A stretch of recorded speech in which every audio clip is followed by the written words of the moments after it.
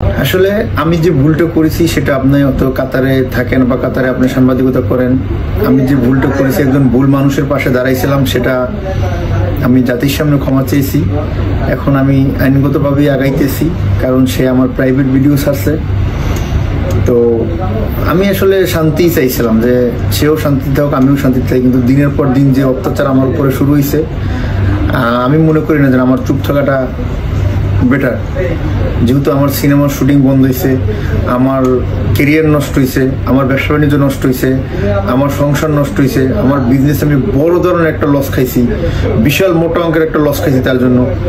So সে বারবার আমাকে request করলো যে আমি ভালো, আজকে একটা লাইভে দেখলাম তাকে যে সে ভালো থাকতে চায়, শান্তি থাকতে চায়। কিন্তু আপনি যদি শান্তিতে থাকতে চান তো অন্তত আল্লাহর রাস্তায় দয়া করে আপনি শান্তিতে থাকার জন্য একমাত্র আপনিই পারেন আপনার শান্তি ফিরিয়ে আনতে। সেটা আমার পক্ষ থেকে আপনার জন্য একটা মেসেজ রইল, ঠিক আছে? তো এই অনলাইন মিডিয়া সম্পর্কে আপনার অনেক আইডিয়া আছে, এক্সপিরিয়েন্স আছে, আপনি ভালো করেই জানেন। সো আপনার শান্তি আপনিই ফিরিয়ে আনতে পারেন, সেই জন্য আপনি নিজের প্রতি নিজে সতর্ক থাকেন, এটুকুই বলতে চাই, আর কিছু না।